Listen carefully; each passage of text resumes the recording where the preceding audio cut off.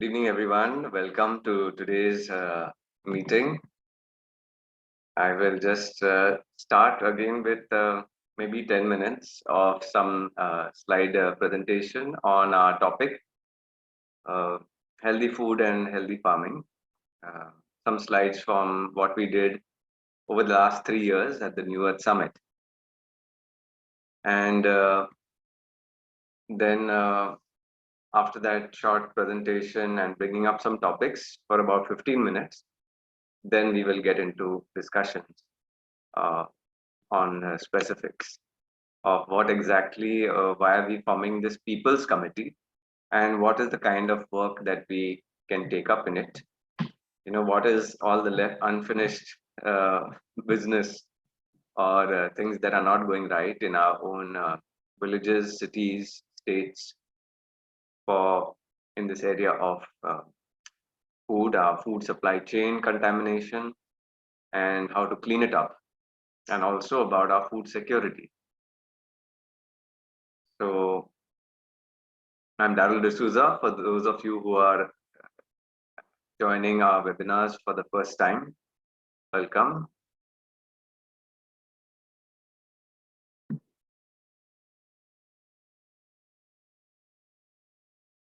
Just the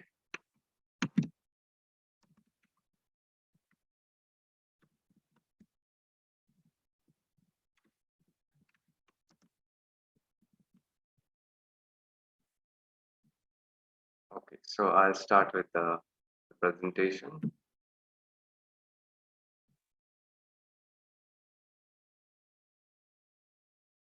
So this is where we are starting our integrated efforts of wellness of mind, body, spirit, then healthy food, farming, environment, sustainability, and circular green economy. Of course, uh, we have been doing through our Earth Keepers Connect movement right from 2012. Uh, all of these works in different capacities. Earlier, it was mainly wellness of mind, body, spirit, and then it went into food and farming and then environment. But we put it all together in this event, which started in 2019. Trying to bring the experts on board in these domains to showcase solutions that they've already implemented, to showcase them to the public. So all of those presentations were recorded. They are on videos on our website, thenewearthsummit.com. Uh, if you click the hyperlink, it takes you to our YouTube channel, which plays the video. So briefly browsing through those topics and amazing journey and insights that we had from all of our speakers. The first year it was mainly speakers from Goa.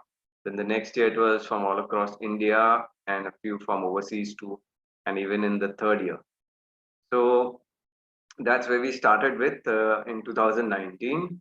Circle of God, Farm, Food and Health by Annie Coley, one of the pioneers in India in organic farming and seed saving, heirloom seeds, spirulina, and J. Sutaria.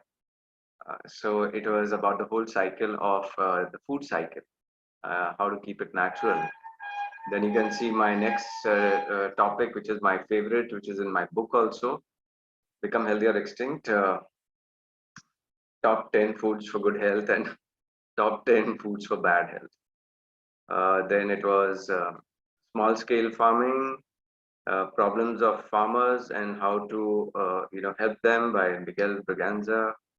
Earlier one was Karan Mandal, and now known the failed attempt of organic farming initiative by the state of Goa. Of course, it's happening in other states. There are so many organic clusters declared and work supposed to be happening since the last 2-3 years, but still people are not getting the supply of organic daily fresh food. So we look into that topic today and what is the problem actually. We'll discuss it. Multifold benefits of local. So we have topics that we're talking about and explaining the importance of how growing local food, local, seasonal, organic and whole foods, why they are so important for good health, rather than you know the extracted or processed or modified kind of food, which we will look at later, which is causing a lot of health problems. Then that next topic was small changes for a big impact in your food supply chain. So I talked about the food supply chain contamination. That, of course, I have been talking for the last 7, 8 years, but I presented it here in 2019 on the summit, and the benefits of a vegan diet for all living beings. So that is, of course, for the animals, for the fish, for the birds, for the reptiles, for human beings as well. And we've always carried that topic on the New Earth Summit, bringing people more consciously aware of what they're putting in their bodies and the impact that it has on our health. What is the design of the human body, that I spoke on this year's summit as well. What is the health, food suited for the human body the best. So 2020, as it was online, we had previous years it was presentations about 45 minutes by a single speaker. And in 2020, because of the pandemic, we took it online, having about, as you can see, 3 to 4 panelists, experts speaking on each topic. Uh, First, it was around between the panelists for the first 1 hour, and then the next hour, 7 to 8 p.m., was question and answers from the audience. So all the speakers and the audience will also remember that we had a very amazing exchange in all of these webinars, and they are all there on our website, all the learnings. So you will see them there. So growing food at home principles, again, farming problems and solutions. And the next year we did a follow-up on that topic of the organic farming initiative. And this was in the second year we came to know that there were problems in it, and likewise in other states in the country.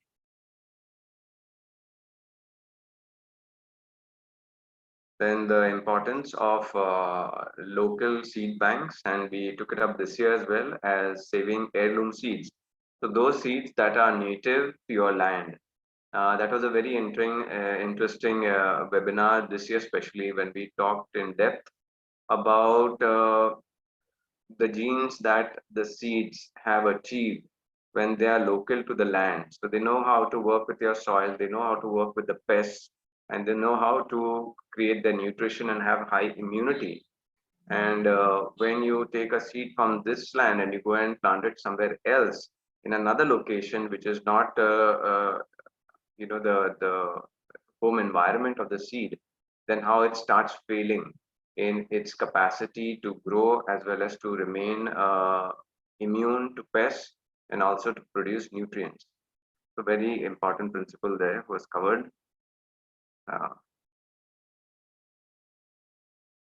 and value addition to basic agricultural products, and how our youth and the uh, coming out of the agricultural colleges, the wonderful work that they are doing, and community markets. I'll talk about that a little later in another slide. And this year I presented the food masterclass, which was a very important webinar, and it's still to be uploaded to our YouTube channel, where I took people through the journey of first human civilization, where we started off in completely in nature, and then how the natural 5 elements in their lighter etheric forms like earth, water, fire, air, space, from being barefoot on the ground, from having sunlight on your back, from drinking natural well water or brooks and stream water, lake water, and also having a lot more oxygen and space, how the human body was sustained on those etheric elements and they needed much lesser food. And this is also talked of in my TEDx talk, how all species on the planet are eating food in its natural state, which is raw. And uh, in this presentation, I talked about how when human beings came into their artificially created environment, how the natural elements got withdrawn from them, and then why human beings started uh, to need cooked food because the nutrition started depleting. So they needed to fill more physical food in their body.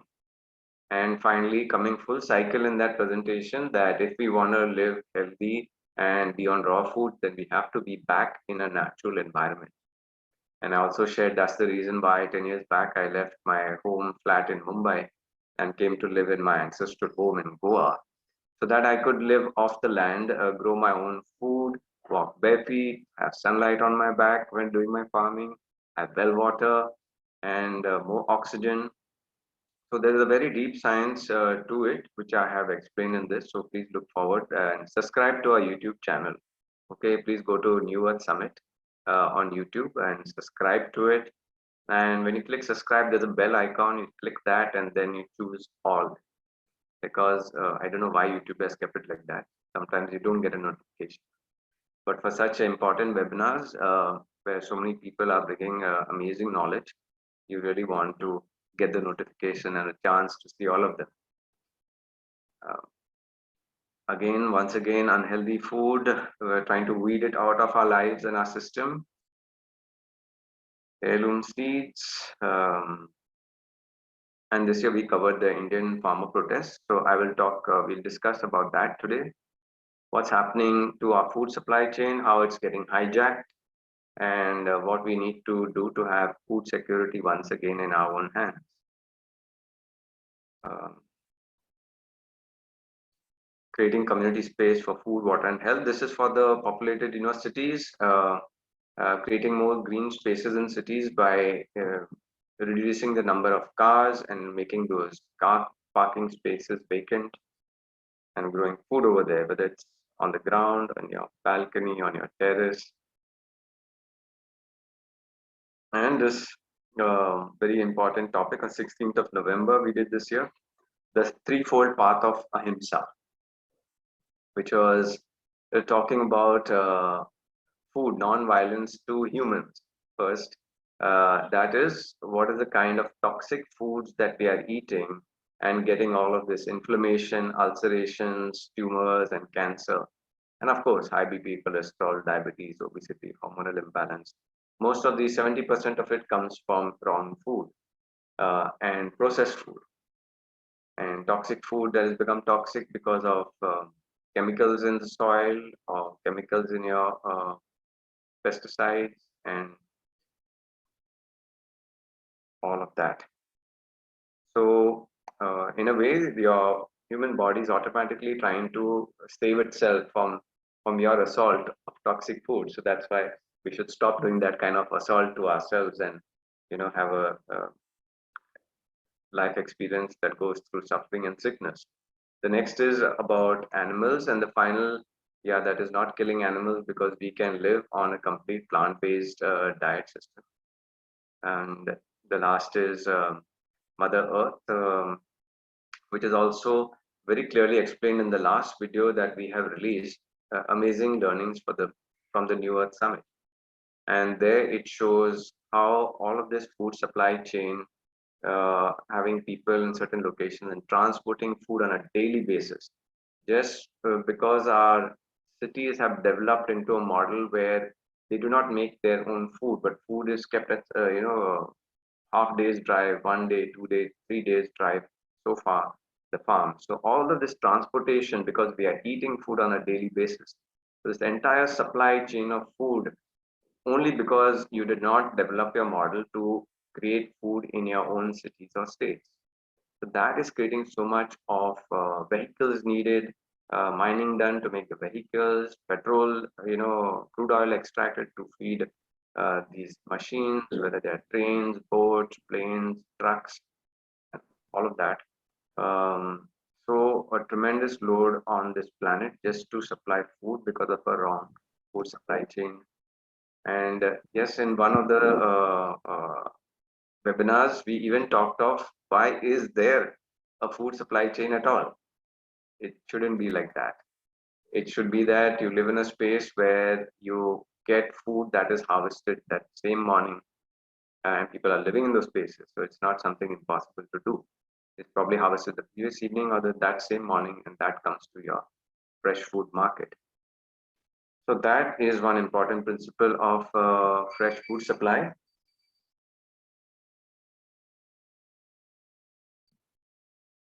Then, yes, another interesting presentation on 18 that I made of the amazing capacity of plants across this planet and how we get life from plants, how they make our food, how they give us our medicine, how they make our homes, and thousands of products that we use on a daily basis if we want to keep it natural, and how plants teach us, the way this entire earth is wired. It's a very, very deep science, and it's very interesting too. And then finally, acid-based currencies based on plants. So for those of you who have missed these webinars, uh, it is going to be a very exciting time. So please subscribe to the channel and listen to all these amazing presentations. Uh, Again, healthy community markets close by to where we live. That's how to break that food supply chain burden. And the last is this Natural Food and Farming Committee. So, so topics today are going to be about this. How can we get back to whole plant-based foods on a fresh food, everyday basis? Um, and get out of this right hand side notion of food, which is actually not food. It is modified, processed, extracted, and toxified units of matter that we put into our body and try to get nutrition. And it's all made for by certain businesses so that money flow goes in their direction. Whereas money flow could have been in our local spaces to our neighbors and friends who are farmers. So this is all about an entire control system and capitalists who have built up all of these unnecessary systems just for their own profit.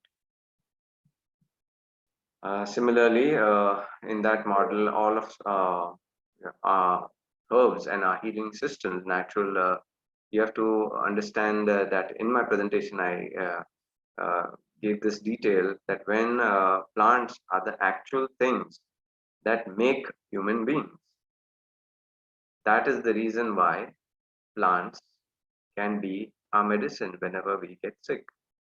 So it's also about how we can get our land back, our soil back, the biodiversity in our local areas, ancient herbs from our locality and our states. How can we get back all of that and replace this, fake medicine system that actually does not cure anything? So it is people like us who will get together, talk about these things from our own experience, create programs, webinars, events, and committees like today to start taking this work forward.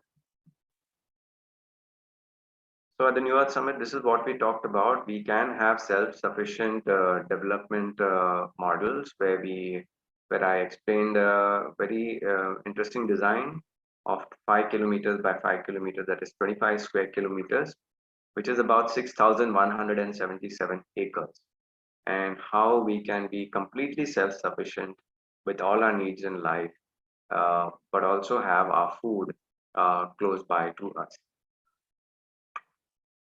So when there is proximity between you and your food that is grown, then you even are visiting the farm often. You know the farmers, they are your friends. You know what kind of things they are putting in your soil, in their soil, and then you do not need organic certification, because basically maybe you've gone and done some community time to help the farmer as well. So you only need certification when you are a consumer at one end of the world and you actually don't know from where your food is coming and you don't trust it. So then you trust some organization in between to do this organic certification. And there also we know their standards are not good, and we do get unhealthy food, even in on packets that are called organic certified, because they do allow for small traces of toxins. And this is a few pictures of me, just to set a good example. Of course, I grow now 25, about 25, 26 fruits and vegetables around my own house, in my ancestral plot. And so much of our work at the New Earth Summit and the groups that we made later on WhatsApp to teach organic farming, they have been doing this work, inspiring people to make their own food. And yes, I also shared about wellness centers should also be places where people are, of course, treated for health problems, but then food also is part of that medicine. So, how we need to, at these wellness centers, also make them education centers, teaching people about what is healthy food, also how to grow it, what is healthy water, and natural farming systems. And also, if you have enough land to have your own greenhouse and do this organic market, so all of these wonderful things I was doing at my center in Goa. Till of course the pandemic came and lockdown happened and people stopped coming to these events.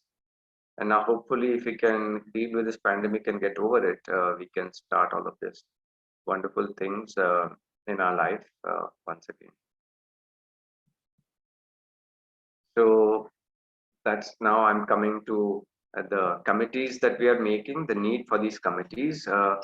First need is obviously because there are still problems that we are facing in all these areas.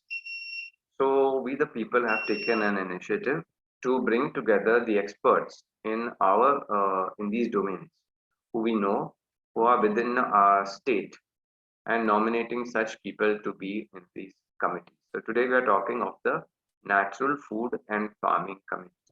So the scope of work is not only what we are growing in the organic farming practices, but also the notions of food that are publicized and marketed on TV.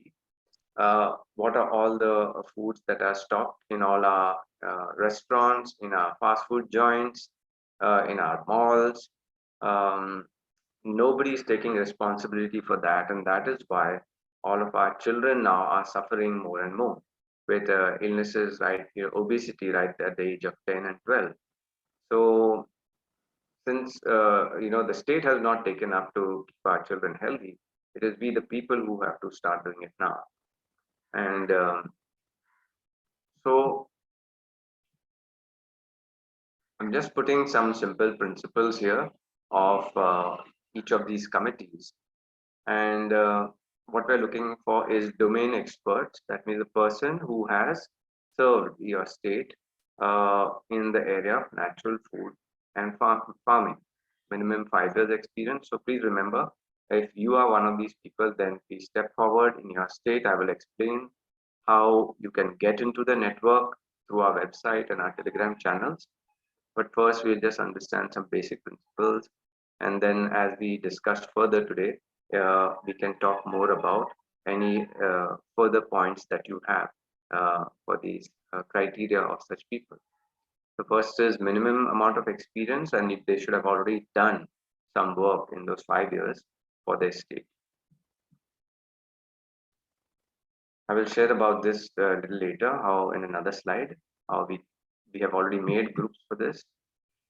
And people who are have done good work in the state, of course, they will know others who have also done, and they can invite them to be committee members. Whether a person proposes themselves or somebody else, uh, people get accepted into the committee through a majority vote. Um, and also people going out of the committee if they've done something to disrupt the functioning of the committee, or they have credentials that are not up to the mark, then maybe they need to get voted out of the committee. Because remember, we want in these committees, we want the 20, 30 or 40 best people in your state to be serving the people. They've already been doing that. So once they come into a committee, all that they do is probably meet once a week for 2 or 3 hours to work on certain things, which we will list down here and later also. So once the basic, parameters and ideas are synergized, then it can become a formal committee, maybe a registered society.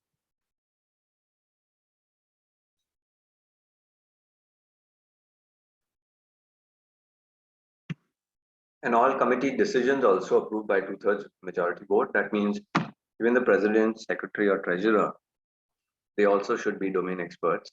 And if their votes, count as just one vote, secretary doesn't have any express powers. These have to be put in the memorandum of understanding.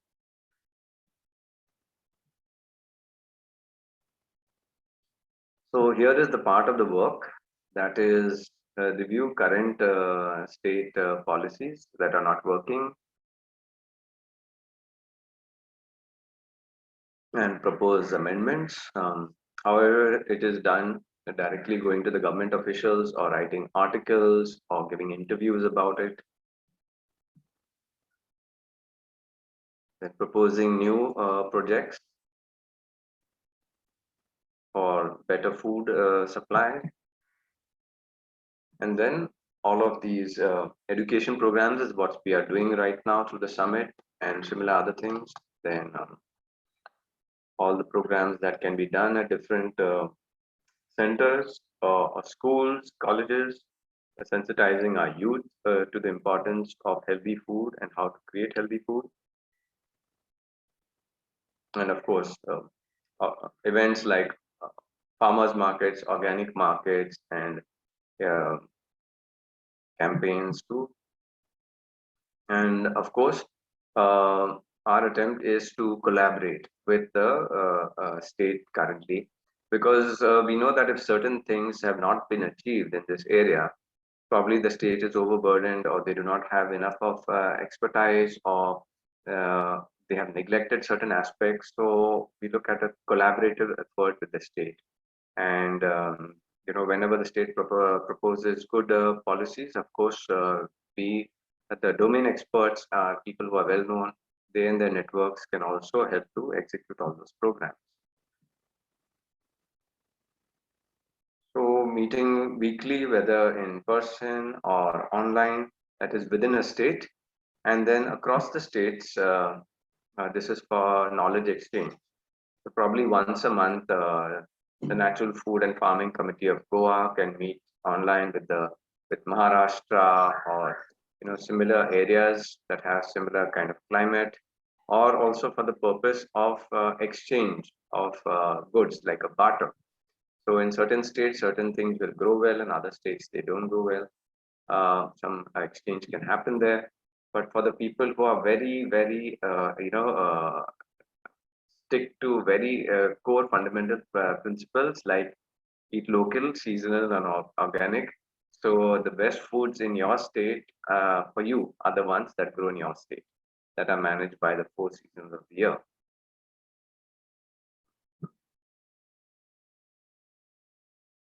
So I'll just complete this part also quickly. Is that to get into our network, you can go to our website. That will come up shortly, but we're doing this through Telegram groups. Our main Telegram group is Earth Keepers Connect. It's a public group, so even right now you can search for it on your mobile. Earth space Keepers, Keepers. This is once you're in Telegram. Okay, open up your Telegram application on your mobile. Type in Earth Keepers, Keepers, space Connect, CONNECT, and just join that group. That's our global group, and all of these programs that we do and will be ongoing every week. You will get the announcements of those programs there. You can propose new ideas and solutions as well. So that's our main group. You can read the description and the main pinned up post to understand what we are doing, which are the next steps of the New Earth Summit. And we'll be sharing all this information there. And do watch our videos on the New Earth Summit too, so you get a good idea of what we're doing. On our website, okay, I'll explain the idea right now, and then I'll go to our website where you'll get all of this information.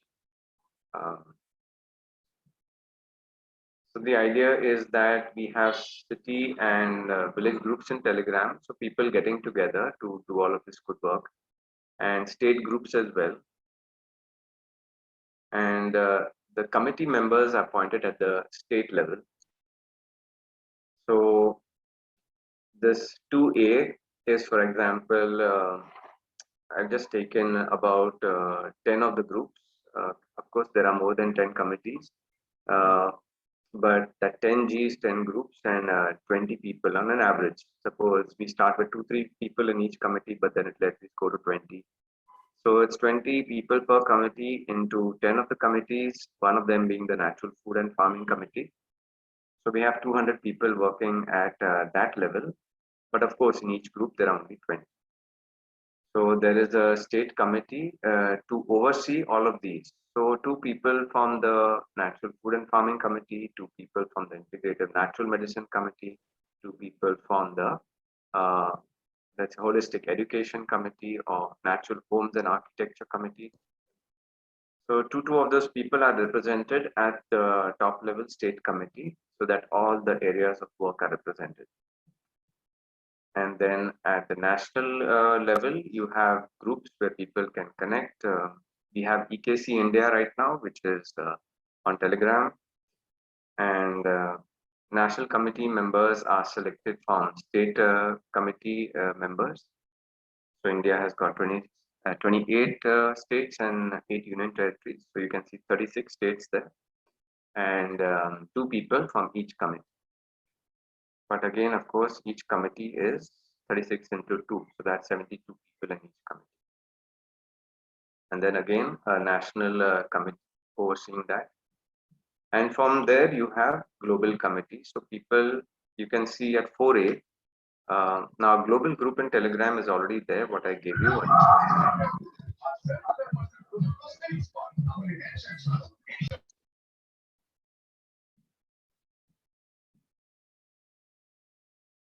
So global committee, the first number you see is about an average of 200 countries and 2 people from each of those 200 countries from each of the 10 groups in their countries.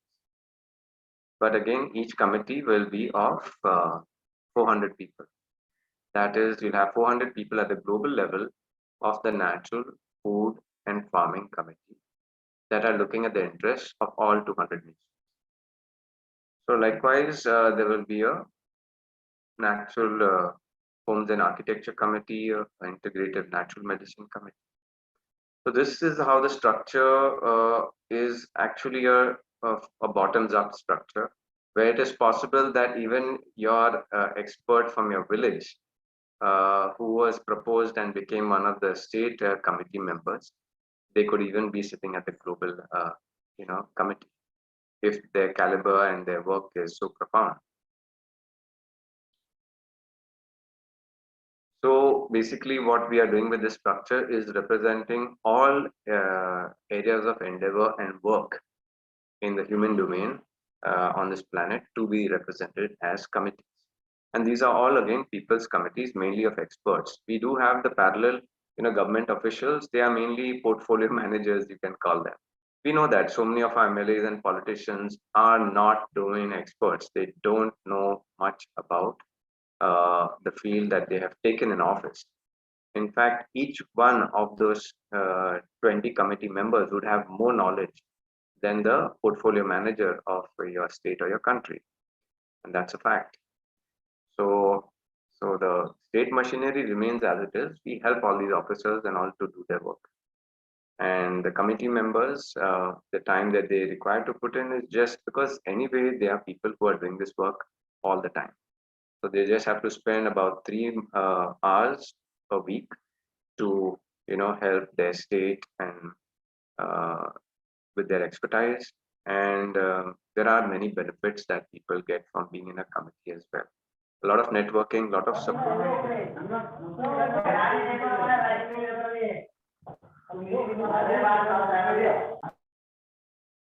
Sorry, in between, I'm just taking some breaks to mute the participants, because new people who come in, they do not mute their mic. So that's okay. So this is the grand plan in all areas, and it's only the people. If you take interest and you start mobilizing it, then it is going to happen. It cannot be sitting, laid back attitude and just observe. Okay, what is this being proposed? Oh, can it be done? Cannot be done? It's never been done. Of course, this has never been done on this planet, but it's a very good idea. So it will only happen if we get involved and we take responsibility and we do it. And we have to do now, because we had left it to all of these guys and they have destroyed our health and they've destroyed the planet. So if we are not going to wake up, nothing is going to happen. We are going to get destroyed and the planet is going to get destroyed. So let us understand that very clearly. Brother Daryl, can I intervene for just a second? Yes. Yeah. Brother, we have an invitee, Dr. Shanmugam, who is an aloe vera expert for past 40 years. He is here. He just want to say an hello to you and introduce himself. Yesterday Yesterday introduction will have to wait for later, please. Let me complete this. Just give me another 5 minutes. Okay. Yes. Okay, thank you.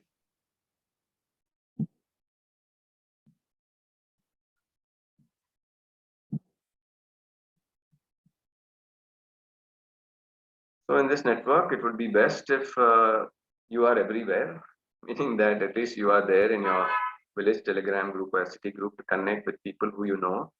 Then at your state level, you will get to see other people in your state who are interested in similar things. At a national level, and global group 2 is already there now, Earth Keepers Connect. So to access all of this network, the best place to go is to our website, earthkeepersconnect.org. This is just giving the basic mission and vision of this entire movement that started actually in 2012.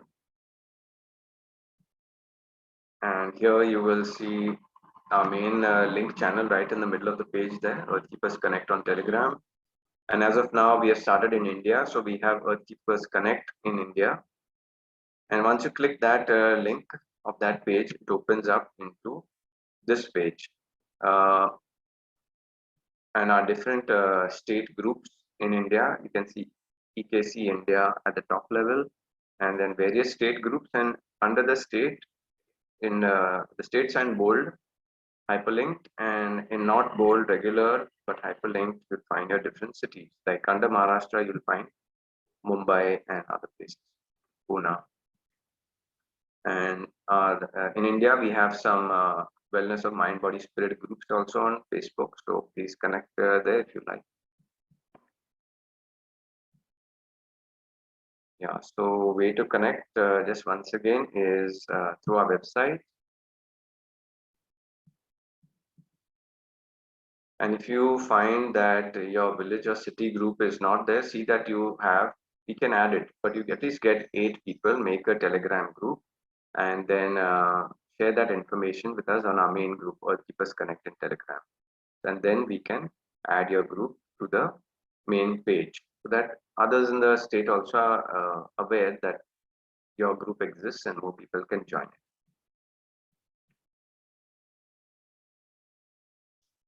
Yes, this is what I just explained.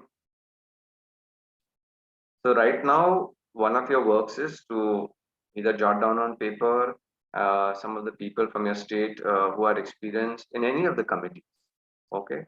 And then you can talk to them, propose, show our videos to them, and bring them into the system and the idea of implementing these things. So we will have state admins at each group who will verify the credentials. When you're proposing somebody, always put their biodata also. That give us that information.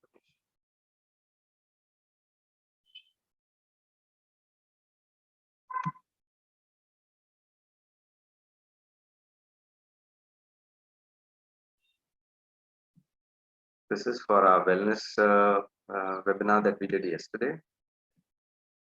Okay. And this is our Telegram group. Now we are somewhere over 450 people, and numbers are increasing daily. So please see that when you come in, that you join your city group, your state group, and also the global group. I mean 8KC India and Earth Keepers Connect main group as well. Okay, so I will stop the presentation now. And before we get into the first topic I wanted to talk of is, what are the current problems that we are facing. So we'll just speak them out, and I will keep noting down, and I will also note down people's suggestions of how to fix these problems. But yes, first I will just get back to Teresa. Yeah, Teresa, can you come back and share with us? You mentioned Mr. Rama Chanu. Shanmugam. Yes, Yes, brother. He would be yes. with Good us. evening. And Could you please unmute your mic, sir, and say hello and give a brief intro? Yes, thank you. Yeah. Hello, everybody. I am Alavara Rama Shanmugam. I am loving and living with aloe vera for the past 30 years because the aloe vera itself has got such a wonderful medicinal and food properties. So I wanted to join in this group and work as a farmer, as a propagator, as a what you call as a social activist. And I love this type of works. Really, I want to thank Sister Teresa for having given me the introduction. Really, I want to work with our fellow men from Tamil Nadu and wherever is possible. But my focus is the aloe vera is a best medicine come food because we are one of our goal and motive is to make it possible to introduce the native medicine, natural food and all that. So this divine herb is having got all the qualifications. It is subject to the consideration of the team and then head of the things. But I'm in that. I wanted to introduce myself as I'm a aloe vera man.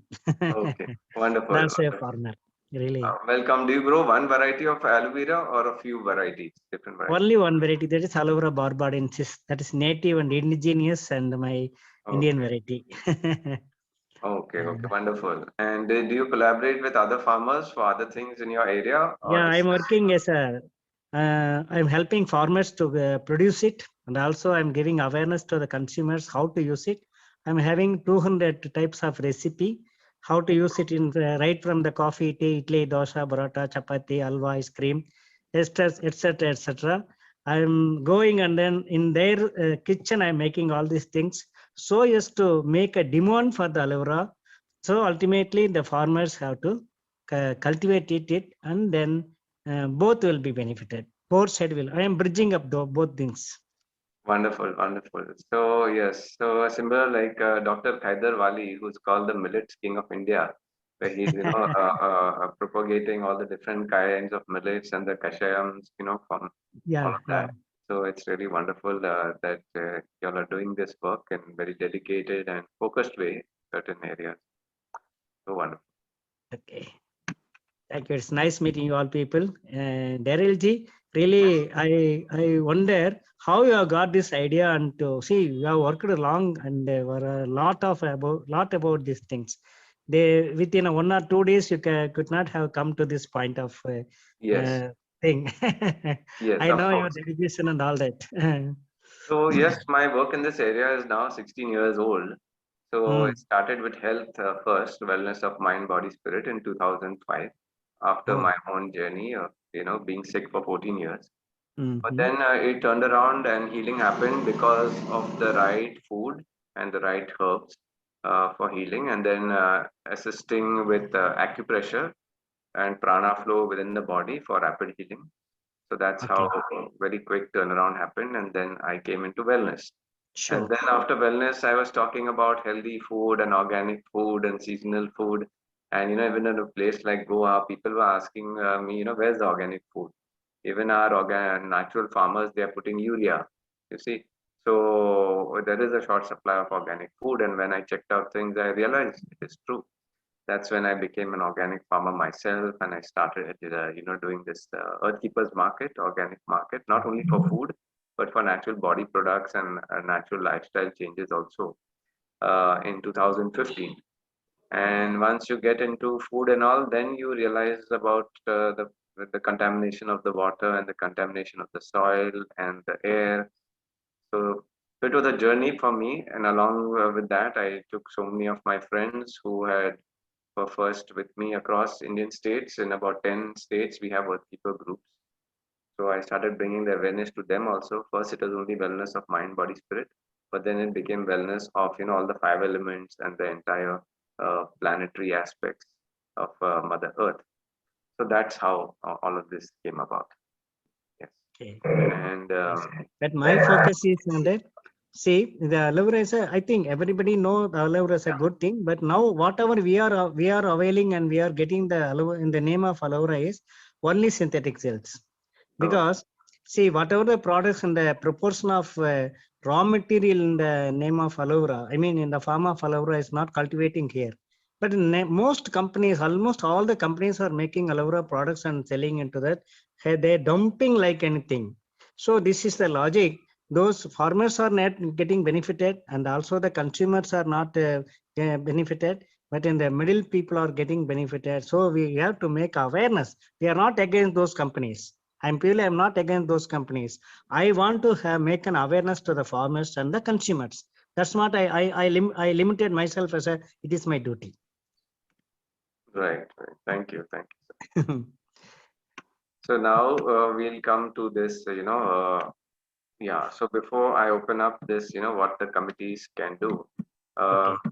First, I would like to ask people who are present here in this area of getting fresh food supply. What do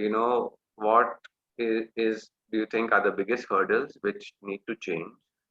And so, two topics I will just bring which are coming to mind. I will just share a little bit. Maybe we can start talking on that and then move further. So, the first topic is about people's notion of food. With all of this forceful marketing that is happening on all these TVs and magazines, which is only selling artificial food. Now, what is artificial food? You have to understand what is natural food. Natural food is something that, you see, if you have the sense of not putting chemicals in your soil, then you will start growing food naturally around your place or your friends or your farmers. And that is natural food. So, what happens in that system is that the farmer produces, he sells it to you, you give him money. So, the money is circulating very locally, you see. And but as we presented in the New Earth Summit, this entire, destruction of the planet is happening by this whole idea of capitalists who wanted to take all the products and services in their domain and get paid for it. So the thing is that you can have a tomato soup if I grow tomatoes in my garden. I can go anytime, step out, take out some tomatoes and make a tomato soup and have it. But there are these businessmen who decided that if you have to have a tomato soup, you have to give money to them. So now they will make this new idea, and we know that the tomatoes will grow in certain seasons. They will not grow in the rainy season. Okay, it's an arid, soil crop. It will not grow in other places. So you're not supposed to get tomatoes all through the year. But these smart guys will say we can give you tomatoes every day all through the year. So they put it in this tin. And in this tin, they put those chemicals and preservatives that make you sick also, unfortunately. Uh, but now, because you can get tomatoes all through the year, you start buying tomatoes from them. And so the money flows in that direction. So, so much of just to get the money flow there, they make all of these packaged food products that you cannot make it locally in your house. You cannot make a tin. You cannot, you don't want to use all those chemical ingredients for preserving things and all of that. So it's made in a format that you cannot make in your house. So automatically, those formats are sold on the TV and the radio and the magazine. And over a period of time, people stop buying what is local, what is fresh, what is daily. They just step into the malls and the big grocery stores and buy all these, processed and unnatural forms of food. Now, I think that is the biggest education that needs to happen for people all across this planet, that they are not eating healthy food. So obviously, these education programs, and I've been doing lectures, workshops, webinars, and all of that right from publicly since 2010. But I was treating patients and all since 2005. So I think that's the most important part that needs to be worked on. And I would like comments from others too here on what can we do with respect to this. How can we make people more aware of what is real food?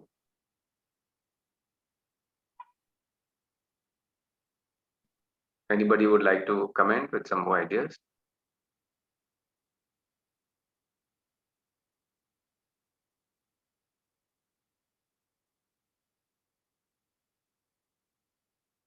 Yes, so somebody's mentioned here about healthy food recipes. Yes, so that's another important thing when you're um, talking about fresh foods, and then you need to give people recipes also, and healthy food cooking recipes, oil free, dairy free uh, cooking, is also less salt and all of that. So I have a group on Facebook, which is I think there are over 6,000 people now. That is vegan food recipes. Okay, so that is complete plant-based food recipes, where you can go to that group on Facebook, and in the document section you can download those recipes. So that's one aspect of your food. And the second thing that I want to bring to people's notice is about the farmers' protests that happened recently. There are many complicated intricacies of it which are complicated, but overall, it was that big conglomerates, big corporations like Adani and Ambani were trying to capture most of the food supply chain. That is Adani on the inbound food supply chain, that is picking up from farmers, fresh food products and all, creating these cold storage warehouse where all of that food is going to be kept. And then Ambani by managing the outbound supply chain, that is through Reliance Retail. And now, as you have seen in the newspapers, Reliance is tying up with the normal grocery stores also and the Marwadi shops. So it's not only a Reliance retail shop that is going to put Reliance products, and they are doing it in a way that is making it profitable for the small shops to keep their goods. So the reason the farmers were protesting is because of certain pricing, and even if it's and people think that they should be happy with the minimum selling price, but minimum selling price can be made right now, but I can give you a guarantee within 1 2 years all fresh food products will be sold above that minimum selling price, because now, because of the weather changes, whether they're happening naturally or they are being done by these half machines across the globe, the seasons are getting disrupted. And this was the most frustrating year for me as a farmer also to grow, because I had suspected that the rains would stop by the end of September, and accordingly I was growing things for October. But then my October plantings got damaged, my November plantings got damaged because of the rains. So we understand very clearly there's going to be a food shortage happening in the next 1 year. And when food shortage is happening, prices are going to go high. So it doesn't matter if you are going to keep the minimum selling price of tomatoes as 30 rupees per kilo this year, even by the mid of uh, and 2022. By the time you are getting into 2000 mid of 2023, I'm sure tomatoes will be selling at 80 rupees a kilo, uh, just by the shortage of supply. So, so what's happening with this is, for me, principally, it's the violation of the MRTP Act, which is monopolistic and restrictive trade practices. I mean, how can just two big corporations take the entire food supply chain and decide that they are going to make all the business and money out of it? So something really wrong is happening. So anybody who wants to share some further insights, and because you have to understand, once this flows into the food supply chain, you'll start getting more and more artificial foods only. And people have the right to have their own food security in their own areas. And so that's why in the New Earth Summit also, all of the speakers, we spoke about having a decentralized food supply chain. That means having local self-sufficiency in food, if you can manage in your village, state, or city or your state. So these are the problems that we are dealing with. Would anybody else like to share some more points of view? Please welcome.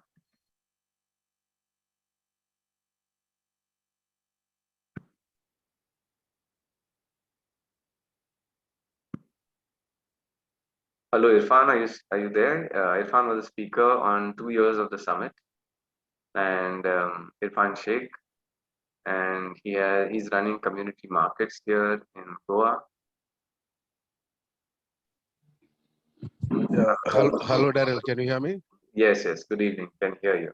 Would you like to Yeah. comment and share your, the struggles you are facing with in getting people to uh, come more and take more of a natural, organic food supply, and also if you're having any challenges in getting supplies from farmers. Yeah. Good evening, everyone. Can you hear me, Daryl? Yes, yes. Yeah. Okay. Yeah, we've been doing this markets on and off, as you can say, on only with a lot of struggle. We've just come back from the trip trying to meet farmers, like on the way to Bombay through Ratnagiri, and then on the way back from Kolhapur. Now the problems are many. I mean, so the markets are there. We are trying struggling with the market because there are no supplies. Okay, and when I say supplies, there's no authentication. Say, like lately there was someone who was selling like strawberries, and so I asked him for the certification. He has the certification. Okay, but then how much can you trust that certification? That is another big problem.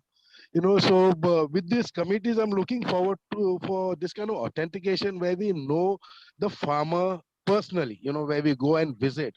We are trying to do our best, going visiting the farms, trying to understand the farmer, what he uses, what he doesn't use, his whole attitude, and trying to get the supplies. That is what I mean. But this authentication, what I mean is, like, there are so many self-claim organic farmers who also can be trusted, because that's what we have seen, because when the demand increases, they just buy from the market and give. So through this committee, I mean, yeah, this authentication should happen in some manner. Yeah, Okay, Daryl, okay. I mean, I can see like about the benefits of see, we have spoken enough about growing your own, having local markets, but then there are like a lot of problems which we are facing. I mean, we through this pandemic, I mean, we've been struggling a lot to do this, and more than anything, you need to educate the consumer, because consumer don't doesn't seem to understand, I mean, like, how hard it is to get the supplies. So sometimes, I mean, we have like very good demand, I mean, like, the fresh produce is sold. Sometimes, like, if you procure more, I mean, it is wasted, these valuable resources are wasted. So there has to be the consistent like buyers and sellers. So that is one major problem. Yeah, Daryl, you want to elaborate? Yes, yes. Okay, yeah. Yeah, Irfan, I get your point.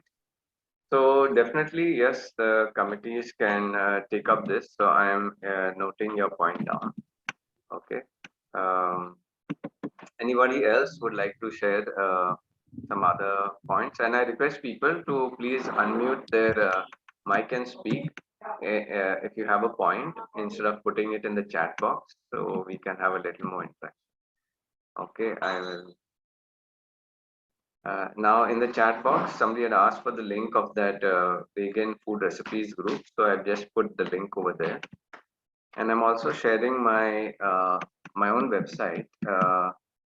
This is darryl.com.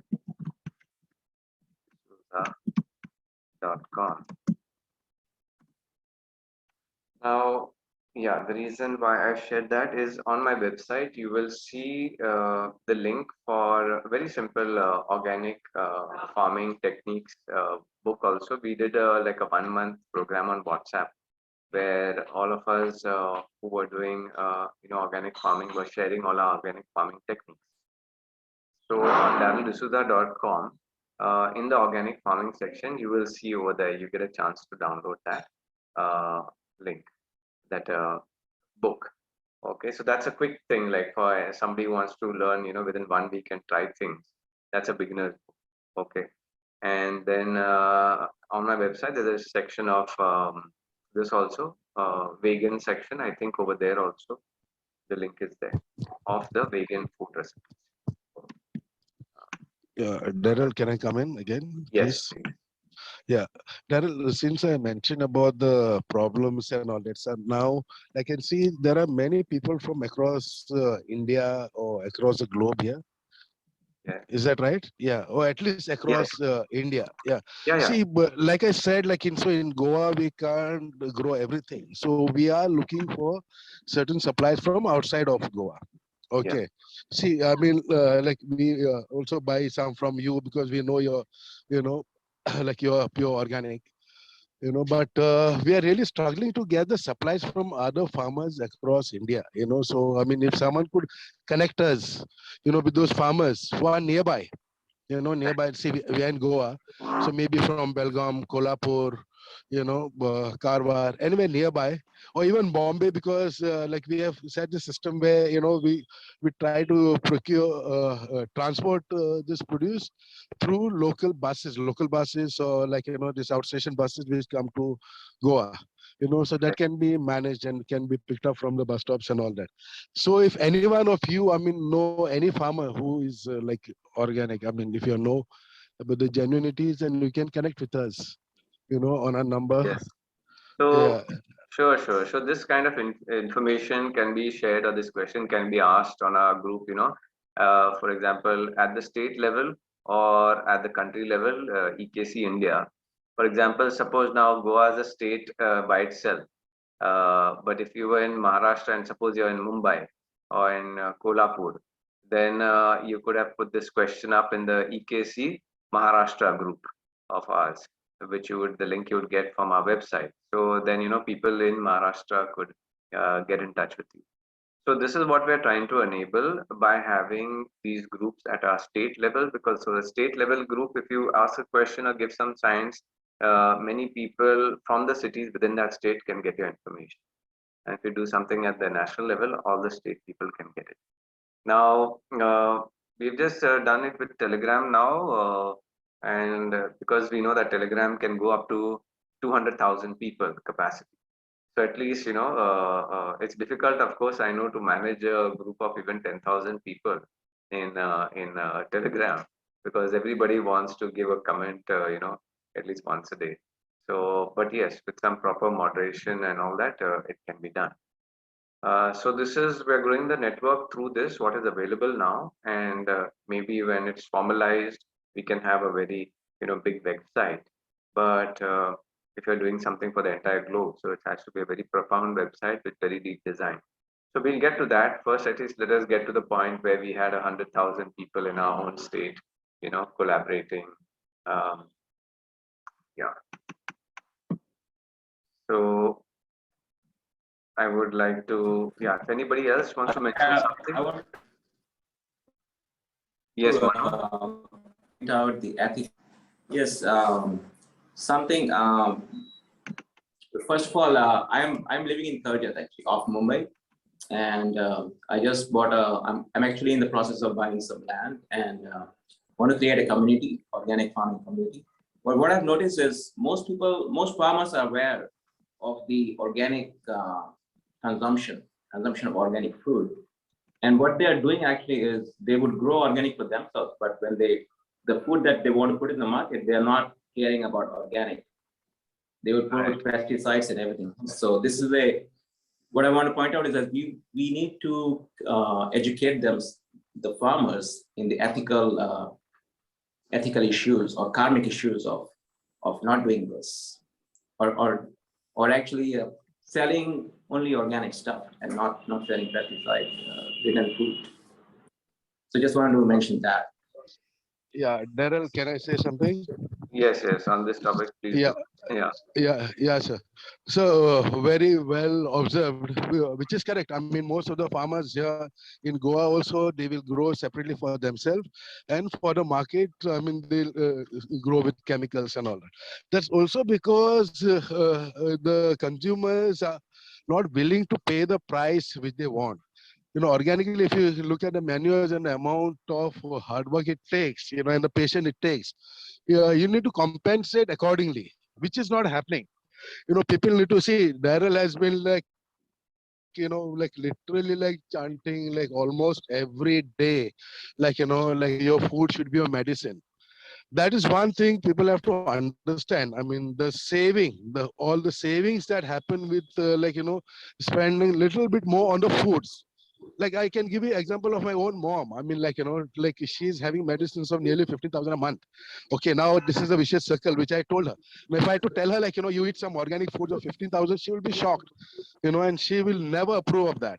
So this is what happens. So people have to understand the overall savings of like your finances, your health, your environment, all these things. So that is what I mentioned earlier. The consumer has to be educated, what he has to buy, when he has to buy, Right. why he has to buy. So these are important factors. I mean, in promoting organic farming and farmers. That is what we're trying to do. We are trying to promote organic farming and most importantly farmers, because we need markets, you know Yeah. so that is, yeah, I think I'll So, end there. Yeah, Daryl. yeah. So I would like to respond to that with 3 points. Um, First is the point that I noted was that we need to educate. What is just mentioned, we need to educate the farmers to grow organic. So yes, that education is already going on, and the organic market that was running here since 2015 with my farmer friends. None of them are like commercial or contract farmers. They mainly grow for themselves only, and little extra produce, what is out of sync of their consumption, they would bring to the market. So sometimes out of eight farmers, only four farmers would come with a few kilos of three, four things, and so that's an important principle. Now, the thing is that these farmers who are growing organic for themselves and commercially for others, they look at it as they know that the labor in their natural farming methods is a little more, and by putting some pesticides and all of that chemical things in the other side, they are getting subsidies from the government and all to and those chemical fertilizers to put in that. So they're getting, that's the biggest problem, subsidies given by the government and making it cheaper to make harmful food. Now, the thing is that we can keep on educating these guys, but they will always stick with that. If they feel that it's lesser work to make harmful food and it has to be given to others, they just keep on doing that. So they just finally they listen to your lectures for 2 3 days. They try to do something for a week and then they kind of give up on it. So now, how do we? So of course, I'm saying some farmers may take it up, they may listen to you and all of that. But what's the key point here? The key point is they are producing for somebody who doesn't know them, has not seen their land, and they're going to sell it somewhere else. So that's why this deception can happen. So that the reason. So when you're talking also of Irfan that we need to get produce from out of the state. Again, the same question is there. Who has seen that? The consumer has not seen that food. They don't trust it, so it has to be certified. So one solution to that is trying to make every state self-sufficient.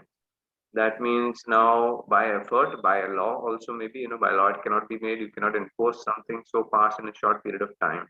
But over time, our policies should go in that direction. If you have good policies that change in the direction, then maybe you don't need law to enforce it later. But the idea, what I'm saying is this, that the way we presented in the New Earth Summit, that communities are designed in a way that people live there and farms are close by. And near the farm, there's your organic market. So people are visiting those places and the farmers are their friends and they know exactly what's happening. And then maybe in those communities, we can bring certain laws that that all of these farmers in this community should declare what are the ingredients that they are putting into their soil, right? And then can be audits on it. So the effort is what I'm saying is that if we try to make this possible through education, through effort, and through maybe law also, make places self-sufficient with food, then I think this problem will come down to some extent. Next point was also educating people about the benefits of healthy food. Yeah, again, when you in your state, like some tell me there is like I think whether it's Meghalaya or one of Sikkim, those states are 100% organic, right? So people within that state, what are their options? Their options are only organic. So that's what I'm saying. Even if you have a small village and you have a small city, whatever eco village that you make, uh, converting it completely to organic and giving people no other options, that is one way of going. But this problem is always going to be there if we say that people are at one location and they are getting food from another location that is remote. All of these problems start. The mistrust is there, the certification is required over there, and because people don't have visibility of what they're eating, then the farmer will just grow any crap and try to get it to them. So any other ideas from anyone here how to resolve this problem? Uh, yeah, Daryl, can I come in? Yes, please. Yeah, sorry to come in again and again. No, no, most Yeah, no, what I said is, see, like you spoke about certification, you spoke about supplies from other states, See, the main thing about this committee would be locating, the genuine farmers, authentic farmers, who are into organic farming. That would be the main task, because like you're saying, like all the ingredients and this whatever they are adding to the soils, I mean that anyone can manipulate, I mean what they claim, right. because we find a lot of this kind of farmers, Daryl, and that is Hmm. the reason why we struggle so much to find our supplies. Like I told you, even the certification, I mean, like, see, we were aggressively promoting this organic certification in Goa, the whole process. I mean, those guys, the agency tried to corrupt me. They told me they'll give me the certification and then I can just buy tomatoes or whatever the supply from the local market and just sell it because I have the certification. You understand what I'm saying? And Yeah, the certification is always there's something called TC, which is for consignment, and which is very expensive. I think it is some 40,000 for per ton or something. So not all the farmers can afford that. So what is most important is whether it's a big farmer or a small farmer is to go and identify, go and visit the place and, basically just go and identify, I mean, whoever you know around, and try to create market for him. Try to create some network for him. That is what is important. And that is what we're trying to connect, create networking. So if any one of you would like to do that, you can do that in your area. You can connect with us, and also you spoke about self-sufficiency. Goa farming is totally different from rest of India. That is what we have realized over the period of time. So not everything can be grown here. And again, the scale is not here in Goa. The kind of scale which you are looking at, it is not here in Goa. So we have to procure a few things from outside of Goa. So maybe like so other states can do that. They can grow all their foods there. But to yeah, Goa, and yeah, so yeah, to Irfan, to this, yeah, so the current, for example, the current status is this, right? That we do not have enough organic produce to feed the people in Goa who want organic. So the current status is that we need to get from out of the state. So how best we can do that? Yes, I'm getting accept that point. But what I'm also saying is our direction, because we have so much of rain and so much of sunlight and so much of land that we can not only grow for our state, we can grow for other states too. We need to bring that to our committee and take it in that direction also. What other projects we can take up for this? Um, I just want to mention, as per your requirement, one thing that we started working on, and this is an idea for everybody here. maybe you can implement it in your state, or collaborate with 1-2 of our people. Now the idea was, Irfan, you asked, as an organic market organizer that you do in different places in North Goa, and I think even in South sometimes, you want to know who are the people who are locally having produce at a certain day, maybe a day before your Friday market or your Saturday or your Sunday market. Now, this is before the pandemic, so this pandemic has destroyed so many things for us. Along with my team, we were making one Excel file that we were going to share on a Google Drive. And in that Excel file, we were giving edit rights to all farmers in our locality and certain area that we decided. And that file was going to be shared on social media. So, for example, that means as a food grower, I would have access to that file with edit rights, and I could every day go and change the quantities that are available for sale. My contact number is there, and so that file gets dynamically updated. We thought maybe we would have 20, 30, 40 suppliers with one column for them with their produce and the price and the quantity that they have, and then yeah, they could update those, and that file would be shared with the people who are doing the markets, or with other people. So that's an idea. Maybe that's a very simple idea. Maybe some application on a mobile can be done, and we were thinking of that as well. How can we create a mobile app for each village, where uh, people can give information to the person who has the app, and just make it available. Every morning people get an update that here are the stocks that are available. So that is an idea. Let us see how we can work on it. And if anybody here has worked on something like that, either a mobile app or a website or some kind of shared file, basically the point is, in your local city or village, how do you make the public aware that fresh food, organic supply is available at these places and in these quantities? Has anybody worked on that? Yeah, Daryl, I wanted to say something. Yes, Pramod. Yeah, I'm from Gokarn, and ours is a vegetable belt actually. And what I wanted to know was the committee which we are planning to make. This committee can be trained to assess the vegetable growing into an agricultural, organic vegetables, something like that. The committee, by the basic qualifier of the committee members, are people who are already in natural food and farming business. Okay, so they are already having knowledge. Now the thing is, certifying authorities are other people. Maybe couple of the members are part of some certifying organization or some body also, or they have a company of their own that can do testing. It may just happen like that, but we are looking at the committee members not necessarily having that capacity to check food and all of that. They are mainly working with information flow, with policy, with science, all of that. So what would be your specific requirement, Pramod, from such a committee to committee members?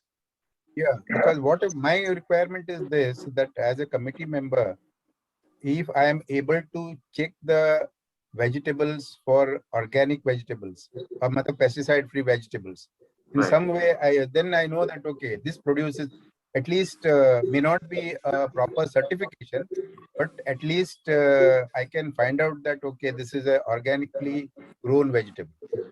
Okay, so in that respect, the committee members may publicize on their website or somehow some agencies within the state, or some organizations, or some group of farmers that are doing this in this way.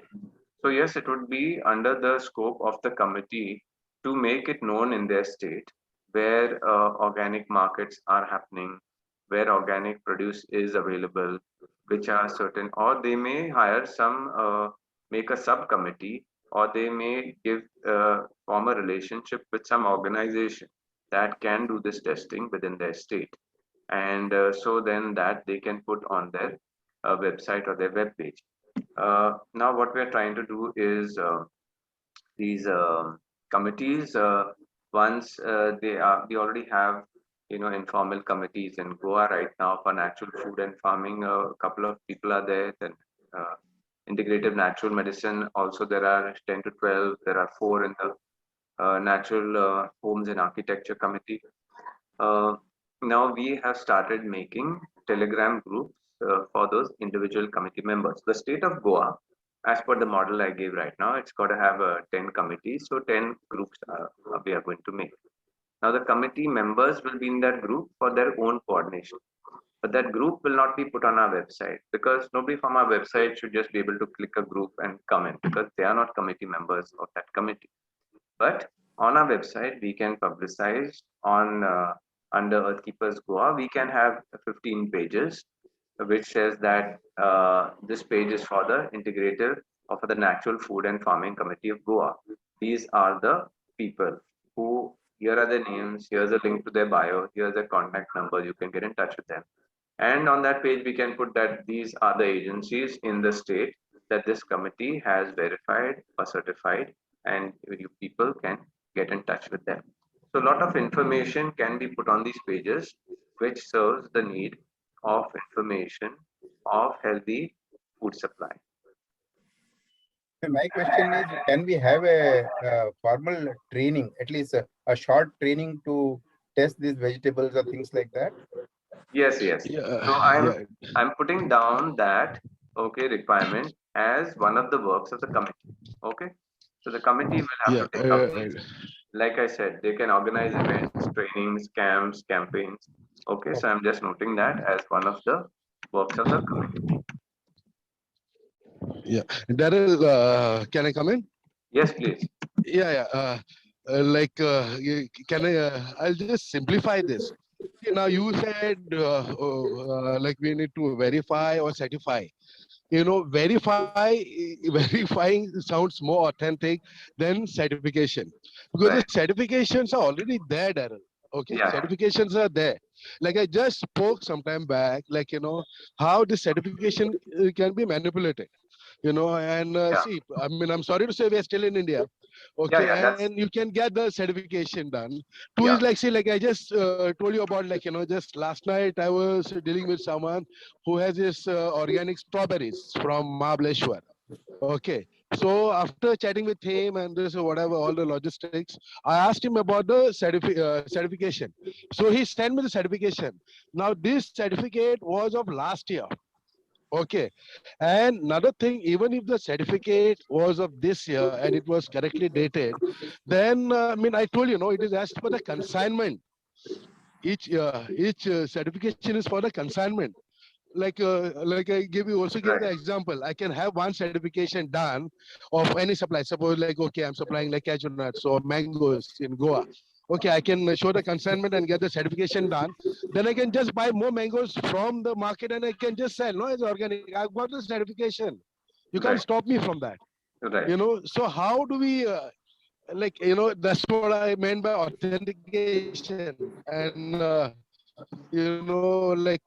verifying is better than that's what I'm saying. And we don't see organic farming in the simple terms. See, organic is a very misused term. There are 170 parameters follow like organic farm steps.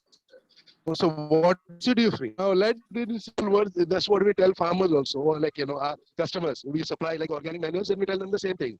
If you're buying manures from us and using chemicals, then you're wasting your money and you're wasting your manures, and our time. It is simple. Chemical will kill the life of the soil and will just supply nutrient plant needs. Organic will create life into the soil. So when you mix this both, the chemicals will kill the life and supply the manure. So that is the easiest way to identify. One creates life, other kills life. So if any farmer is using any form of chemicals or pesticides, so then it is not residue free or it is not chemical free or not organic in layman's term.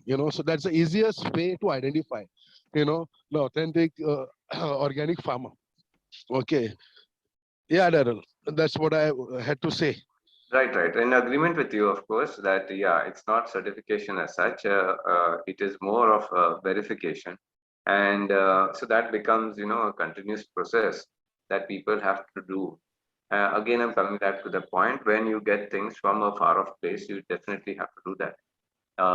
So that's why let us, go more in a direction of local markets, local producers. So where there is a trusted community and known set of people, so I think only then, um, uh, yeah, this whole trust issue will, and the malpractices because of, lack of this, uh, because of the way the system is structured, you are not able to trust people with their produce. Yes. Anybody else who wants to comment? Or I'll go to this part of the slideshow and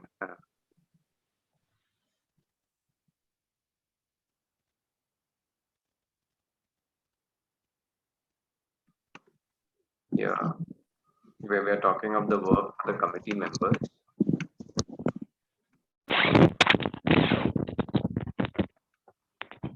Hi, Daryl. Can you hear me? Yes, yes. Yeah, one thing I wanted to just comes to my mind. It's we really do need authentication, and I have a sister who worked for a health department. Right? She was actually the manager in a county in California, and what part of her job was to inspect restaurants and make sure that the kitchens are always sanitary. And what they would do is, she wouldn't just she'd do them at random, and they would only give a day or two warning. And there's possibly what you can have is a consumer, an Indian consumer guide to organic food, and then that group just randomly tests people, all of a sudden. And so you can have a combination of certification plus to be certified, you have to be willing to be checked at the last second, Yes. by this consumer group. Or it can be totally separate, actually. And then so that it's really, people get to trust it. And so that you just come in and check people out. And so this kind of may put a bit of pressure on the growers, to be clean. If they want to stay clean and certified, then they better do it for real. Something like that. I don't know, some checks and balances basically in the system, that's really needed. Yes, so that's a very important and very smart thing to do, and I've put that down as one of the policies that the Natural Food and Farming Committee should take up. Yeah, it's very authentic, and only those people will have a resistance to it who are not sure, who cannot prove that they are organic all the time. So that's thank you for that. Exactly. Yeah. Yes. You do random testing, and then you disqualify people because their produce all the time was not organic. Wonderful. Yes, Siddharth. Yeah, hi everyone, a very good evening and a very insightful meet. I wanted to ask, we have been hearing a lot about hydroponics. So hydroponics is a natural setup, or how do we consider it? Thank you. Yes, would anybody like to comment on that, hydroponics? Yeah, Daryl, can I say? Yes, please, Irfan. Yeah. Hydroponics. I mean, as the term says, hydroponics. All the nutrients are supplied through water. Okay, so all the nutrients have to be in water. Now, earlier they were all it was supplied through chemicals. I mean, all the chemicals were inserted. Now we have like lot of liquid organic manures. I mean, natural manures, which you can put for the hydroponics also. Okay, one friend of mine tried that. He tried with both with chemicals and organic liquid fertilizers. I don't know how far he was successful, but yeah, you can do hydroponics even through this. See, basically, you need NPK and a lot of other micronutrients, you know. So those things are available now. Organic liquid manures are available. Yeah. Okay, thank you. Thanks, Irfan. Now, I guess someone Daryl, else. can I just say something? Yes. On hydroponics, I just had hydroponic quality of leaves day before yesterday, and I found there's a big difference in the nutrient density between the taste and the nutritional component of having it grown in soil and having it grown. And this is the test that I wanted to do myself. So basically, I bought a whole bunch of greens from the farmers market hydroponically, as well as one from the soil. And there's a huge difference in taste. Even though the hydroponic owners say otherwise, they do put nutrients in, but there's only so much you can put in. You know, there's for example, baby spinach is not something you can grow. Absolutely right. Yeah, I found this out myself because I'm doing a lot of testing myself with going to farmers markets personally. There are certain things you cannot grow, and there are certain things you can, like Lolo Rosso and all those grow, very, very well hydroponically. But it is definitely nutrition deficient compared to growing in soil, and that's a fact. Thank you. Thank you for your feedback from your experience, Smita. So I want to say just one point in not in support, but what looks good in hydroponics. So because I've been trying to do something, at my place, not with hydroponics, because I perceive certain things that were unnatural in the first place. So the first one thing with hydroponics is that all the produce that comes out, it look very even and the same size. Okay, because the same nutrients are available all through that water through all the plants. So people think it's something great. Oh, everything is so same size and they've got the same shape and the same color. But the same thing you will not see with the soil, because 1 foot of soil may have certain nutrients. It may lack a little bit here, some root growth here. So you'll have different sizes of plant. One palak may be so big and one may be like half of its size or 75% of its size when grown in soil. But that's a reality. Okay. So the only thing is that the visibility looks very uniform. Otherwise, yes, I will just share one simple statement is that the so-called science, which they think is, proper farming science, that you put NPK in the soil and your soil is fine. No, that is not natural soil itself. The natural soil is the soil that has got all the nutrients. For example, in one of the summit webinars, I explained that all the minerals from, the sea, they are going into vapors. They come through the rain, and you have whether it's 76 or 78 of them. That is what real soil is. So now we are making this such bad science that we grow things, they take up so much of all of those minerals, and then we are so stupid to say that just if we put NPK in that place, everything should be fine. No, it's incomplete nutrition for the soil itself. Uh, so that is why you are getting plants which are so there's why are we iodine deficient? Because iodine should be coming from the soil, but it is missing in the traces because they don't say NPK and iodine or take the names of the other 70 minerals which should be in the soil. So our basic farming practices are so bad that our plants are not getting their full range of nutrients. So the plant immunity is not high. And when the plant immunity is not high, then its immune system is weak, and then the pests eat up all those plants. But if you go in the jungle and you will see the same things that you are trying to grow in your farm plot, the one that is growing in the jungle, no pest can damage it easily because they have the full nutrients from the soil. So now new farming practices are coming where they take, the soil from the forest and you bring it in your land and you inoculate it like that.